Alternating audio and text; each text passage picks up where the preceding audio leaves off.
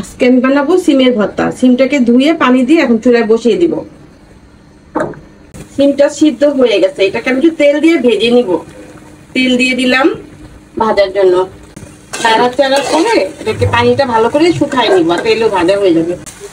সিমটা ভাজা হয়ে গেছে, এটাকে আমি নামিয়ে নিচ্ছি। আমি এখন সিমের ভর্তা করার জন্য মরিচ, লবণ, পেঁয়াজ নিয়ে নিয়েছি। মরিচটাকে ভেঙে গুঁড়া করে নিব লবণের সাথে মিলাইয়া।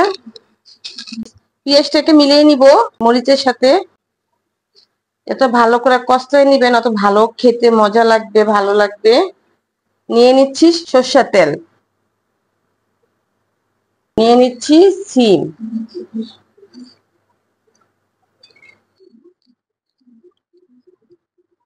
সবকিছু একসাথে ভালো করে মিলিয়ে নিব।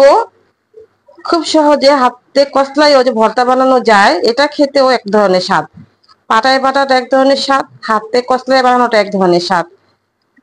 আপনারা যখনই মনে হবে যে সময় কম আছে, সিদ্ধ করে একটু তেলে ভেজে শুকনা মরিচ দিয়ে করে নেবেন। এটা শুকনা মরিচ দিয়ে খেতে বেশি স্বাদ হয়। ভর্তাটা আমার মাখানো হয়ে গেছে, এটা আমি বাড়িতে উঠাই নিচ্ছি।